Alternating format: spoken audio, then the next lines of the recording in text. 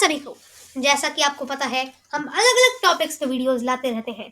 कभी वो question series होती है, कभी वो स्टेट के बारे में होती है, किसी भी स्टेट के बारे में। लेकिन आज हम इन सब से अलग एक टॉपिक के ऊपर वीडियो लाए हैं, इंडस रिवर सिस्टम। तो अब हम स्टार्ट करते हैं। ये हमारे नदियों की पहला पार्ट है। इसके बाद हम अलग अलग रिवर सिस्टम्स पढ़ेंगे, तो उसके बारे में अब चर्चा करते हैं। तो जो हमारे भारत की नदियां हैं उन्हें हम दो हिस्सों में विभाजित कर सकते हैं, एक हिमालयन नदियां और एक प्रायद्वीपीय भारत की नदियां। हिमालयन नदियों के भी तीन हिस्से हो सकते हैं, सिंधु नदी तंत्र, जिसके बारे में आज हम बातें करेंगे, गंगा नदी तंत्र और ब्रह्मपुत्र नदी तंत्र। इसके अलावा प्रायद्वीपीय भारत की नदियां ये भी दो हिस्सों में विभाजित की जा सकती हैं, एक अरब सागर की नदियां और एक बंगाल की खाड़ी की नदियां। इन सब के अलावा एक नदी रह जाती है जिसका नाम है लूनी, जो कि किसी तंत्र का भी हिस्सा नहीं है और ना ही किसी समुद्र में गिरती है। तो फिर इसीलिए हम उसे किसी उसमें तो रखना ही पड़ेगा, तो हम उसे अरब सागर की नदियों में पढ़ेंगे लूनी नदी। लूनी नदी को भी हम इसमें पढ़ेंगे, वैसे वो गायब हो जाती है अरब सागर में गिरने से पहले ही। तो यहाँ पर वो मैप दे रखा है जिसमें ये ग्रीन कलर में Indus river system, blue colour में जो अरब सागर में गिरती हैं वो नदियां, येलो कलर में गंगा रिवर सिस्टम, ब्रह्मपुत्र नदी तंत्र जो कि है वो है पिंक कलर में, और अरब सागर में गिरने वाली नदियां रेड कलर में दिखाई गई हैं। अब हम चलते हैं आगे। जो सिंधु नदी तंत्र है उसे हम 8 हिस्सों में अलग अलग कर कर पढ़ेंगे। सबसे पहले हम सिंधु नदी के बारे में पढ़ेंगे, फिर झेलम नदी, फिर चेनाब नदी, फिर रावी नदी, सतलज नदी और व्यास नदी। ये जो आपने 6 नदियां सुनी उनमें सिंधु नदी को छोड़ करके ये 5 नदियां सिंधु की मेन ट्रिब्यूटरीज हैं। इसके अलावा फिर हम पढ़ेंगे सिंधु जल समझौता, जो कि एक इम्पॉर्टेंट जल समझौता है जो कि भारत और पाकिस्तान के बीच में हुआ था। और फिर हम पढ़ेंगे इंडस रिवर की अन्य सहायक नदियां, यानी कि जो अदर ट्रिब्यूटरीज हैं इंडस रिवर की वो। तो अब हम सिंधु नदी के बारे में सबसे पहले जानकारी हासिल करते हैं। जो सिंधु नदी है उसका जो उद्गम है वो बोखरचू ग्लेशियर से होता है, जो कि तिब्बत में है, और इसकी भारत में शुरुआत दमचौक से होती है जो कि लद्दाख में है। ये भारत से चिल्लास से निकलती है, यह भी लद्दाख में है। तो इन 2 पॉइंट से आपको पता चल रहा होगा कि ये लद्दाख से ही भारत में एंट्री करती है, लद्दाख से ही बाहर निकलती है, यानी कि ये सिर्फ और सिर्फ भारत में लद्दाख में बहती है। इसकी जो लंबाई है वो 3180 किलोमीटर है, जिसमें से 1114 किलोमीटर भारत में है, और लेह इस पर स्थित है जो कि लद्दाख की राजधानी है। अब हम बात करते हैं इसी की मैप में। यहाँ पर ये इंडस रिवर का मैप है जिसमें ये दमचौक है, दमचौक जहाँ से भारत में इसकी शुरुआत होती है। यहाँ पर बोखरचू ग्लेशियर दिया नहीं गया है, लेकिन हम तब भी बना देते हैं, ये बोखरचू ग्लेशियर। फिर ये लेह जो कि लद्दाख की राजधानी है इस पर है, और जो चिल्लास है ये इसमें एक इम्पॉर्टेंट पॉइंट है जहाँ से ये निकलती है, भारत से निकलती है और पाकिस्तान में चली जाती है। तो अब हम आगे चलते हैं और झेलम नदी के बारे में बात करते हैं। झेलम नदी का पुराना नाम है वीतसता। ये इम्पॉर्टेंट पॉइंट है, इनके पुराने नाम पूछ लिए जाते हैं। इन 5 के पुराने नाम है तो फिर उसे आप कहीं नोट करके रख लें। वीतसता इसका पुराना नाम है। इसका जो उद्गम होता है वो वैरीनाग झील जम्मू और कश्मीर से होता है। यह सिर्फ और सिर्फ जम्मू कश्मीर में बहती है और किसी भी राज्य में नहीं जाती। और जो जम्मू कश्मीर है वो एक यूटी है, यानी कि केंद्र शासित प्रदेश है। यह वूलर झील से गुजरती है जो कि श्रीनगर में है। इसको भी आप कहीं लिख लें, इंपॉर्टेंट पॉइंट्स है। ये एक अकेली ऐसी नदी है जो कि भारत पाक सीमा बनाती है, और इसकी जो लंबाई है वो 725 किलोमीटर है और अंत में ही है चेनाब नदी में मिल जाती है। जैसा कि हमने आपको इस पॉइंट में बताया कि वूलर नदी इस पर स्थित है, मतलब कि वूलर नदी से ये गुजरती है जो कि श्रीनगर में है, तो यहाँ से पता चलता है कि श्रीनगर इस पर बना होगा। तो फिर ये पॉइंट भी लिख लें, श्रीनगर इस पर स्थित है। अब आगे चलते हैं, ये उसका मैप है पूरा, जिसमें ये आप देख सकते हैं श्रीनगर को भी डिनोट किया गया है। तो यहाँ पर हम अब चलते हैं आगे। चेनाब नदी। चेनाब नदी, इसका पुराना नाम बहुत बार पूछा गया है, इसको तो एक स्टार बनाकर डिनोट करें, नोट करें। इसका जो पुराना नाम है वो अश्किनी है। और चेनाब नदी का जो निर्माण है वो दो धारा चंद्र व भागा से टांडी में होता है, जो कि हिमाचल प्रदेश में है। तो ये बिल्कुल गंगा नदी के जैसी ही है। जैसे कि गंगा नदी भागीरथी और अलकनंदा के मिलने से बनती है, वैसे चेनाब नदी चंद्रा व भागा के मिलने से बनती है। ये दोनों टांडी में एक दूसरे से मिलते हैं, जो कि हिमाचल प्रदेश में है, और इसी वजह से इसे चंद्र भागा भी कहा जाता है। इसको भी आप लिख लें। इंपॉर्टेंट पॉइंट्स हैं जो कि हमने इसमें बताए हैं। इसका जो उद्गम है वो बारालाचाला पास है। अब यहाँ पर आप कंफ्यूज हो सकते हैं, निर्माण और उद्गम में क्या अंतर है।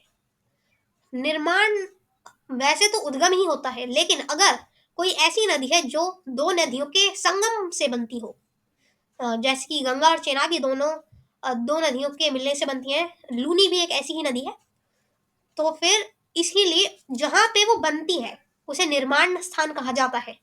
जबकि उनमें से जो एक मेन होती है, जैसे चंद्रा और भागा में से जो चंद्रा है वो मेन है, इसका जो उद्गम स्थान है वही चेनाब नदी का उद्गम स्थान माना जाता है। इसीलिए ये चंद्रा नदी का उद्गम स्थान है बारालाचाला पास। ऐसे ही गंगा का उद्गम स्थान गंगोत्री ग्लेशियर गोमुख झील बताया जाता है, जो कि भागीरथी नदी का उद्गम स्थान है। तो फिर इसमें आपको पता होना चाहिए कौन सी मेन है, कौन सी मेन रिवर है जिसके बनने से है वो। तो इसकी जो लंबाई है वो 974 किलोमीटर है, और अंत में यह सतलज नदी में मिल जाती है। यह रावी नदी और झेलम नदी का पानी लेकर जाती है सतलज नदी में। यहाँ पर इसको आप मैप में समझ सकते हैं।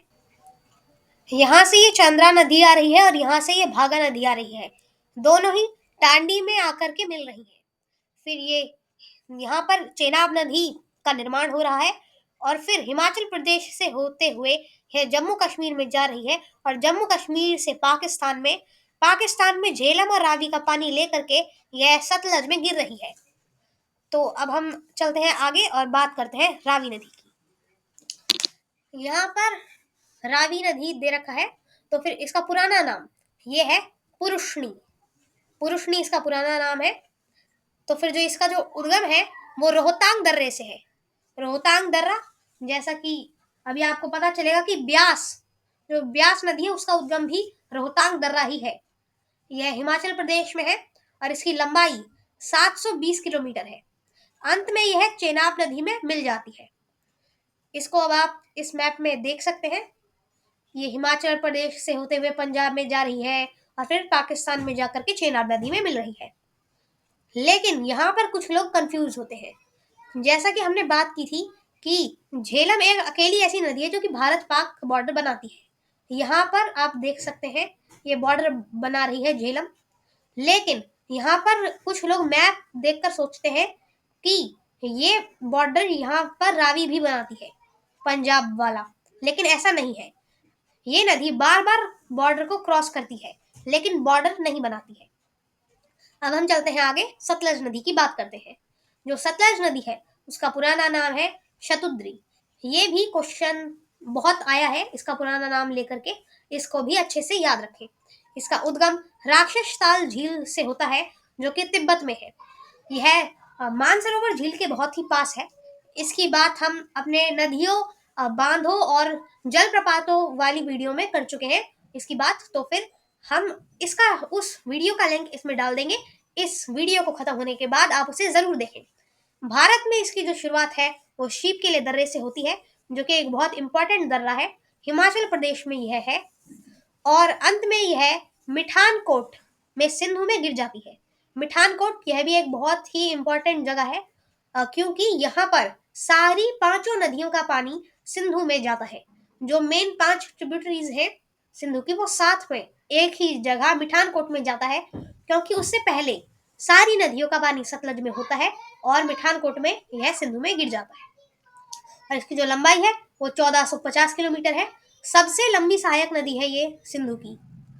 जैसा कि आपने देखा ही, सबकी लेंथ पता चल गई है सिवाय ब्यास नदी की, क्योंकि अब तक हमने उसकी बात नहीं की है। तो फिर यहाँ से आपको पता चल रहा होगा सबसे लंबी सहायक नदी है। अब इसको हम मैप में समझ सकते हैं। यहाँ पे राक्षस ताल झील है तिब्बत में, यानी कि चीन में, और यह शीप के लिए दर्रे से अंदर आ रही है और फिर हिमाचल प्रदेश से होते हुए पंजाब में जाकर के यहाँ से यह जा रही है पाकिस्तान में, और फिर मिठानकोट में यह सिंधु में मिल रही है। यहाँ पर जैसा कि हमने बताया ही कि झेलम चेनाब में पानी दे रही है, रावी भी चेनाब में पानी दे रही है, और जो चेनाब है उसका पानी सतलज में आ रहा है। ऐसे ही हम बाद में पढ़ेंगे कि ब्यास का पानी भी सतलज में आ रहा है, यहाँ पर आप मैप में देख सकते हैं। तो फिर यानी कि पांचों ट्रिब्यूटरीज का पानी इंडस की इस समय सतलज में होता है जब भी है मिठानकोट में गिरती है सिंधु में। इसके अलावा इसमें एक और पॉइंट है, यह जो नदी है उस पर दो मेन बांध हैं। जैसा आपने सुना होगा भाखड़ा नागल बांध, ये दोनों अलग अलग बांध हैं। एक है हिमाचल प्रदेश में भाखड़ा बांध और एक है पंजाब में नागल बांध। तो फिर ये हम पढ़ेंगे बांध वाले चैप्टर में, अभी इसके बारे में ज्यादा हम बात नहीं करेंगे। अब चलते हैं हम आगे और पढ़ते हैं व्यास नदी के बारे में। व्यास नदी का पुराना नाम है विपाशा, ये भी इंपॉर्टेंट है, याद रखें इसे। और इसका जो उद्गम है वो रोहतांग दर्रा है, जैसा कि हमने पहले ही बात कर ली है, जो कि हिमाचल प्रदेश में है। और ये दूसरा पॉइंट जो कि सतलज के लिए भी है, लेकिन हमने सतलज में बताया नहीं, ये सोचा कि एक में बता देंगे, दूसरे में बताने की जरूरत नहीं है। जो व्यास है और सतलज, इन दोनों के संगम पर कपूरथला पंजाब में, और जैसा आपको पता होगा कि कपूरथला पंजाब में है, वहां पर हरी के बैराज से इंदिरा गांधी नहर निकाली गई है। और ये जो नहर है बहुत फेमस है, क्योंकि भारत की सबसे लंबी नहर है और विश्व की सबसे लंबी सिंचाई नहर है। यह सिंचाई के लिए इम्पोर्टेंट है, मेनली ये राजस्थान के लिए निकाली गई है, क्योंकि राजस्थान में सूखा बहुत होता है, तो फिर इसीलिए इस नहर को निकाला गया है। यहाँ से कई क्वेश्चंस बन सकते हैं, जैसा कि इंदिरा गांधी नहर किन दो नदियों के संगम पर निकाली गई है। तो फिर ये दो नदियां हैं व्यास और सतलज। फिर पूछा जाएगा कि कहाँ से निकाली गई है, तो कपूरथला से निकाली गई है। फिर पूछा जा सकता है कि किस बैराज से निकाली गई है, तो हरी के बैराज से निकाली गई है। और लास्ट में एक क्वेश्चन और बन सकता है कि भारत की सबसे लंबी नहर या फिर विश्व की सबसे लंबी सिंचाई नहर कौन सी है, तो उसका उत्तर इंदिरा गांधी नहर। तो अब चलते हैं हम आगे और इसको मैप में समझते हैं। ये आप देख सकते हैं, यहाँ पर रोहतांग दर्रा है जहां से ब्यास नदी को ब्यास नदी निकली है, इसका उद्गम है। और उसके बाद जहां सतलज और ब्यास मिलते हैं वहां से हरी के बैराज से निकाली गई है इंदिरा गांधी नहर। तो अब हम चलते हैं आगे, क्योंकि अब ट्रिब्यूटरीज तो हो चुकी है पूरी। अब हम बात करेंगे सिंधु जल समझौते के बारे में। जो सिंधु जल समझौता है वो 1960 में हुआ था, जो कि पाकिस्तान और भारत के बीच में हुआ था। पाकिस्तान से आयुब खान और भारत से जवाहरलाल नेहरू थे इस संधि में, इस समझौते में। और ये करवाया था विश्व बैंक ने, जिससे रॉबर्ट ब्लैक आए थे इस समझौते के लिए। और जो ये 5 ट्रिब्यूटरीज हैं सिंधु की मेन, और सिंधु है, इन सबका पानी विभाजित किया गया था भारत और पाकिस्तान के बीच में। जो ऊपर की 3 नदियां हैं सिंधु, झेलम और चेनाब, इनका 80% पानी पाकिस्तान को दिया गया और 20% पानी भारत को दिया गया।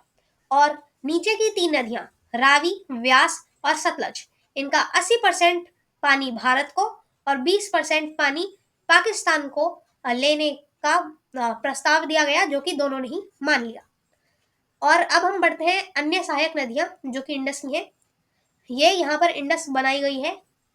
तो फिर इसमें LHT यानी कि लेफ्ट हैंड ट्रिब्यूटरीज और RHT यानी कि राइट हैंड ट्रिब्यूटरीज बताई गई हैं। लेफ्ट हैंड ट्रिब्यूटरीज में हमने पहले ही 5 नदियां पढ़ ली हैं, तो उनके बारे में हम अब नहीं बोलेंगे। तो इसके बारे में हम इन सहायक नदियों के बारे में कुछ ज्यादा नहीं पढ़ेंगे, बस नाम बता देते हैं, क्योंकि कई बार ऐसे क्वेश्चन आ सकते हैं कि ये किसकी सहायक नदी है, या फिर ऐसा आ जाएगा कि इंडस रिवर की इनमें से कौन सी सहायक नदी है, तो कोई भी नदी दे देंगे और इनमें से कोई एक दे देंगे, तो फिर इसमें आप कंफ्यूज हो सकते हैं। इसीलिए इनके नाम आप पढ़ लें पहले ही। ये झांसकर जो कि एक लेफ्ट हैंड ट्रिब्यूटरी है इंडस की, और किशन गंगा ये भी लेफ्ट हैंड ट्रिब्यूटरी है। किशन गंगा को नीलम नाम से भी जाना जाता है। और श्योक ये एक राइट हैंड ट्रिब्यूटरी है। और गिलगित ये भी राइट हैंड ट्रिब्यूटरी है। काबुल, काबुल भी राइट हैंड ट्रिब्यूटरी है, लेकिन ये फेमस थोड़ी है क्योंकि इस पर काबुल शहर बसा है जो कि अफगानिस्तान की राजधानी है। फिर खुर्रम और गोमुल ये भी राइट हैंड ट्रिब्यूटरीज है। बस आज के लिए इतना ही, और अब मिलेंगे कभी और किसी टॉपिक को लेकर के बात करेंगे। धन्यवाद।